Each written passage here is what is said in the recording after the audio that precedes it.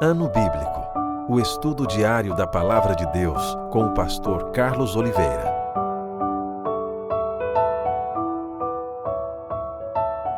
Continuando nosso ano bíblico hoje, a primeira epístola de Paulo aos Coríntios, capítulo 14 a 16. É a conclusão dessa primeira epístola. O dom de profecia é superior ao de línguas.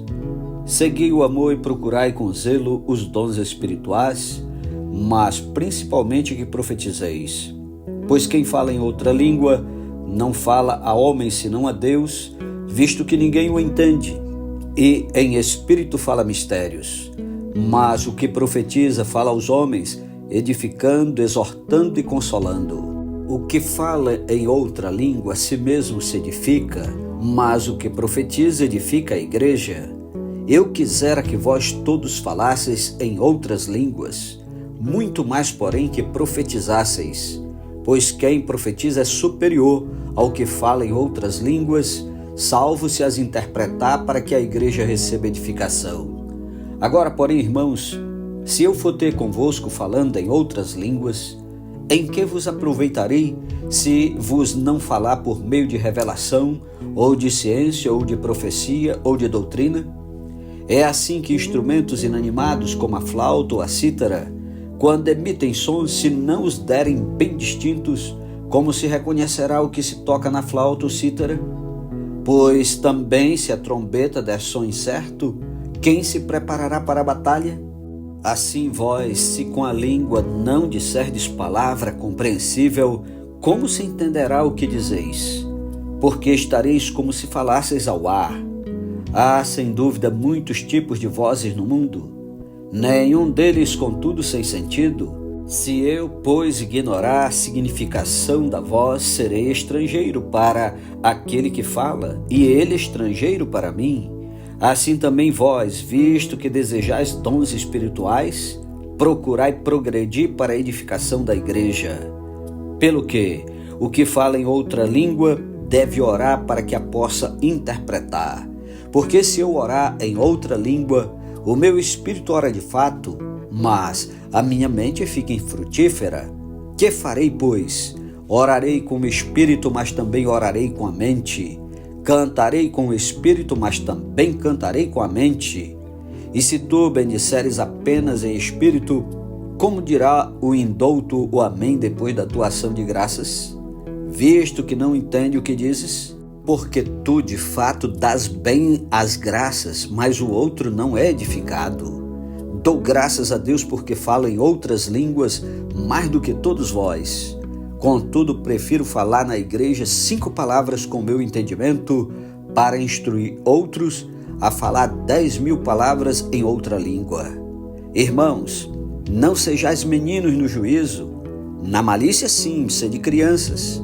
Quanto ao juízo, sede homens amadurecidos. Na lei está escrito: falarei a este povo por homens de outras línguas e por lábios de outros povos, e nem assim me ouvirão, diz o Senhor. De sorte que as línguas constituem um sinal não para os crentes, mas para os incrédulos. Mas a profecia não é para os incrédulos, e sim para os que creem. Se, pois, toda a igreja se reunir no mesmo lugar, e todos se puserem a falar em outras línguas, no caso de entrarem indoutos ou incrédulos, não dirão porventura que estáis loucos? Porém, se todos profetizarem e entrar algum incrédulo ou indouto, é ele por todos convencido e por todos julgado. Tornem-se-lhe manifestos os segredos do coração, e assim, prostrando-se com a face em terra, adorará a Deus, testemunhando que Deus está de fato no meio de vós. Que fazer, pois, irmãos? Quando vos reunis, um tem salmo, outro doutrina, este traz revelação, aquele outra língua e ainda outro interpretação. Seja tudo feito para edificação. No caso de alguém falar em outra língua, que não seja mais do que 2 ou quando muito 3, e isto sucessivamente, e haja quem interprete. Mas não havendo intérprete, fique calado na igreja, falando consigo mesmo e com Deus. Tratando-se de profetas, falem apenas 2 ou 3 e os outros julguem. Se, porém, vier revelação a outro em que esteja sentado, cale-se o primeiro, porque todos podereis profetizar um após outro, para todos aprenderem e serem consolados. Os espíritos dos profetas estão sujeitos aos próprios profetas, porque Deus não é de confusão e sim de paz. Como em todas as igrejas dos santos, conservem-se as mulheres caladas nas igrejas, porque não lhes é permitido falar, mas estejam submissas, como também a lei o determina. Se, porém, querem aprender alguma coisa, interroguem em casa a seu próprio marido, porque para a mulher é vergonhoso falar na igreja. Porventura a palavra de Deus se originou no meio de vós, ou veio ela exclusivamente para vós outros? Se alguém se considera profeta ou espiritual, reconheça esse mandamento do Senhor, o que vos escrevo. E se alguém o ignorar, será ignorado. Portanto, meus irmãos, procurai com zelo o dom de profetizar e não proibais o falar em outras línguas. Tudo, porém, seja feito com decência e ordem. Capítulo 15. A ressurreição de Cristo, penhor da nossa ressurreição. Irmãos, venho lembrar-vos o evangelho que vos anunciei, o qual recebestes e no qual ainda perseverais. Por ele também sois salvos, se retiverdes a palavra, tal como vô-la preguei, a menos que tenhais crido em vão.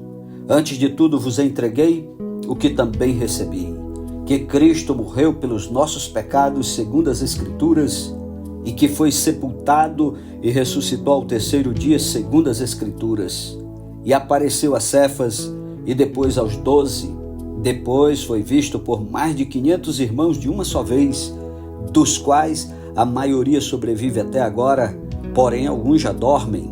Depois foi visto por Tiago, mais tarde por todos os apóstolos, e afinal, depois de todos, foi visto também por mim, como por um nascido fora de tempo.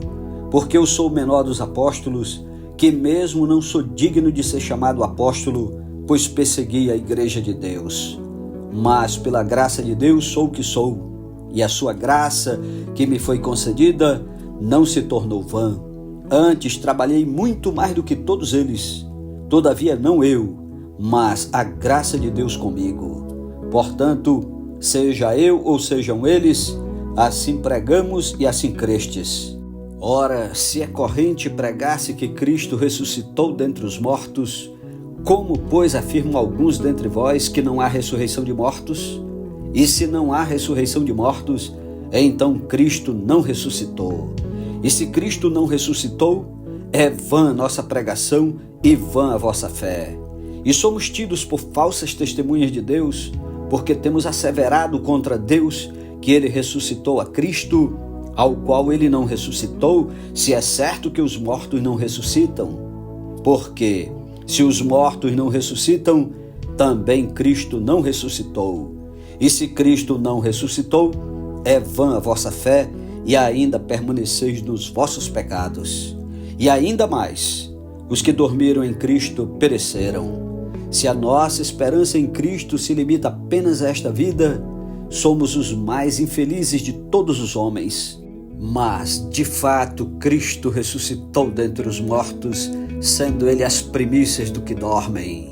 Visto que a morte veio por um homem, também por um homem veio a ressurreição dos mortos. Porque assim como em Adão todos morrem, assim também todos serão vivificados em Cristo. Cada um, porém, por sua própria ordem. Cristo as primícias, depois os que são de Cristo na sua vinda. E então virá o fim, quando ele entregar o reino ao Deus e Pai, quando houver destruído todo o principado, bem como toda potestade e poder. Porque convém que ele reine até que haja posto todos os inimigos debaixo dos pés. O último inimigo a ser destruído é a morte, porque todas as coisas sujeitou debaixo dos pés. E quando diz que todas as coisas lhe estão sujeitas, certamente exclui aquele que tudo lhe subordinou. Quando, porém, todas as coisas lhe estiverem sujeitas, então o próprio Filho também se sujeitará àquele que todas as coisas lhe sujeitou, para que Deus seja tudo em todos. De outra maneira, que farão os que se batizam por causa dos mortos? Se absolutamente os mortos não ressuscitam, por que se batizam por causa deles? E por que também nós nos expomos a perigos a toda hora? Dia após dia morro. Eu protesto, irmãos, pela glória que tenho em vós outros, em Cristo Jesus nosso Senhor. Se como homem lutei em Éfeso com feras, que me aproveita isso? Se os mortos não ressuscitam, comamos e bebamos que amanhã morreremos. Não vos enganeis, as más conversações corrompem os bons costumes. Tornai-vos a sobriedade como é justo e não pequeis, porque alguns ainda não têm conhecimento de Deus. Isto digo para vergonha vossa. Mas alguém dirá: como ressuscitam os mortos e em que corpo vêm? Insensato, o que semeias não nasce se primeiro não morrer. E quando semeias, não semeias o corpo que há de ser, mas o simples grão, como de trigo ou de qualquer outra semente. Mas Deus lhe dá corpo como lhe aprouver dar, e a cada uma das sementes o seu corpo apropriado. Nem toda a carne é a mesma, porém, uma é a carne dos homens, outra a dos animais, outra a das aves e outra a dos peixes. Também há corpos celestiais e corpos terrestres, e sem dúvida, uma é a glória dos celestiais e outra a dos terrestres. Uma é a glória do sol, outra a glória da lua e outra a das estrelas. Porque até entre estrela e estrela há diferenças de esplendor. Pois assim também é a ressurreição dos mortos. Semeia-se o corpo na corrupção, ressuscita na incorrupção. Semeia-se em desonra, ressuscita em glória. Semeia-se em fraqueza, ressuscita em poder. Semeia-se corpo natural, ressuscita corpo espiritual. Se há corpo natural, há também corpo espiritual. Pois assim está escrito: o primeiro homem, Adão, foi feito alma vivente. O último Adão, porém, é espírito vivificante. Mas não é primeiro o espiritual e sim o natural, depois o espiritual. O primeiro homem formado da terra é terreno, o segundo homem é do céu. Como foi o primeiro homem, o terreno, tais são também os demais homens terrenos. E como é o homem celestial, tais também os celestiais. E assim como trouxemos a imagem do que é terreno, devemos trazer também a imagem do celestial. E está firme, irmãos, que a carne e o sangue não podem herdar o reino de Deus, nem a corrupção herdar a incorrupção. Eis que vos digo o mistério: nem todos dormiremos, mas transformados seremos todos, no momento, no abrir e fechar de olhos, ao ressoar da última trombeta. A trombeta soará, os mortos ressuscitarão incorruptíveis e nós seremos transformados. Porque é necessário que este corpo corruptível se revista da incorruptibilidade e que o corpo mortal se revista da imortalidade. E quando este corpo corruptível se revestir de incorruptibilidade e o que é mortal se revestir de imortalidade, então se cumprirá a palavra que está escrita: tragada foi a morte pela vitória. Onde está, ó morte, a tua vitória? Onde está, ó morte, o teu aguilhão? O aguilhão da morte é o pecado, e a força do pecado é a lei. Graças a Deus que nos dá a vitória por intermédio de nosso Senhor Jesus Cristo. Portanto, meus amados irmãos, sede firmes, inabaláveis e sempre abundantes na obra do Senhor, sabendo que no Senhor o vosso trabalho não é vão. Capítulo 16. Acerca da coleta para os necessitados da Judéia. Quanto à coleta para os santos, fazei vós também como ordenei às igrejas da Galácia. No primeiro dia da semana, cada um de vós ponha de parte em casa conforme a sua prosperidade e vá juntando para que se não façam coletas quando eu for. E quando tiver chegado, enviarei com cartas para levarem as vossas dádivas a Jerusalém aqueles que aprovardes. Se convier que eu também vá, eles irão comigo. Irei ter convosco por ocasião da minha passagem pela Macedônia, porque devo percorrer a Macedônia. E bem pode ser que convosco me demore, ou mesmo passe o inverno, para que me encaminheis nas viagens que eu tenha de fazer. Porque não quero agora ver-vos apenas de passagem, pois espero permanecer convosco algum tempo, se o Senhor o permitir. Ficarei, porém, em Éfeso até o Pentecostes, porque uma porta grande e oportuna para o trabalho se me abriu e há muitos adversários. E se Timóteo for, vede que esteja sem receio entre vós, porque trabalha na obra do Senhor como também eu. Ninguém, pois, o despreze, mas encaminhai-o em paz, para que venha ter comigo, visto que o espero com os irmãos. Acerca do irmão Apolo, muito lhe tenho recomendado que fosse ter convosco em companhia dos irmãos, mas de modo algum era a vontade dele ir agora. Irá, porém, quando se lhe deparar boa oportunidade. Exortações finais. Sede vigilantes, permanecei firmes na fé, portai-vos varonilmente, fortalecei-vos, todos os vossos atos sejam feitos com amor. E agora, irmãos, eu vos peço o seguinte: sabeis que a casa de Estefanas são as primícias da Acaia e que se consagraram ao serviço dos santos, que também vos sujeiteis a esses tais, como também a todo aquele que é cooperador e obreiro. Alegro-me com a vinda de Estefanas e de Fortunato e de Acaico, porque estes supriram o que da vossa parte faltava, porque trouxeram refrigério ao meu espírito e ao vosso. Reconhecei, pois, a homens como estes. Saudações e a bênção. As igrejas da Ásia vos saúdam. No Senhor muito vos saúdam Áquila e Priscila, e bem assim a igreja que está na casa deles. Todos os irmãos vos saúdam. Saudai-vos uns aos outros com ósculo santo. A saudação escrevo-a eu, Paulo, de próprio punho. Se alguém não ama o Senhor, seja anátema. Maranata. A graça do Senhor Jesus seja convosco.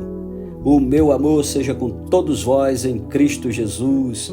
Amém. Aleluia. Louvado seja Deus pela sua santa palavra. Tire tempo para orar e meditar. Tenha um ótimo dia e até amanhã em nome de Jesus. Amém.